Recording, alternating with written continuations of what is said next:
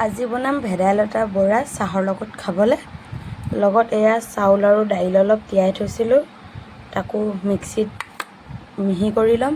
লগত এটা পিঁয়াজ দিছোঁ, তাকে বনাওঁ, আপোনালোককো দেখাওঁ। জাৰটোত ফাৰ্ষ্টে ভেদাইলতাখিনি গুড়ি কৰি এতিয়া চলাই লওঁ, তাৰপৰা আপোনালোকক দেখাই আছোঁ।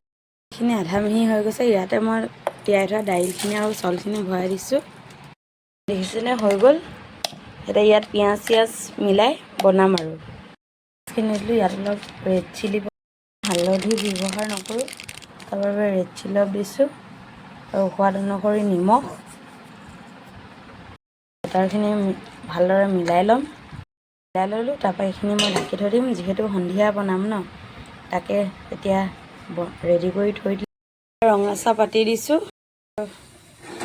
অথনি ৰেডি কৰা পকৰীখিনি বনাবলৈ কেৰাহীখন পাতি দিলোঁ। কেৰাহীখন গৰম হ'ব দিম। গৰম হৈ গ'ল, এয়া এতিয়া তেল দি দিছোঁ।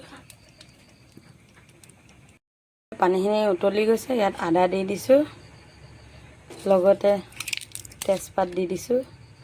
আমাৰ তেল গৰম হৈ গ'ল, ইয়াত এতিয়া আমি এনেকৈ দি দিম। এতিয়া সিজিব দিম। ইয়াত চেনি দি দিছোঁ। চেনি চাহপাত দি এয়া চাহ উতলি গ'ল, চাহ হ'বলৈ হৈ গ'ল আৰু এইফালে পকৰী হৈ আছে। এইখিনি হৈ গ'ল, হৈ গ'ল। এয়া লাল চাহ এবাতি লৈ লৈছোঁ। আজি সন্ধিয়া চাহকাপ এনেকৈয়ে গ'ল আৰু।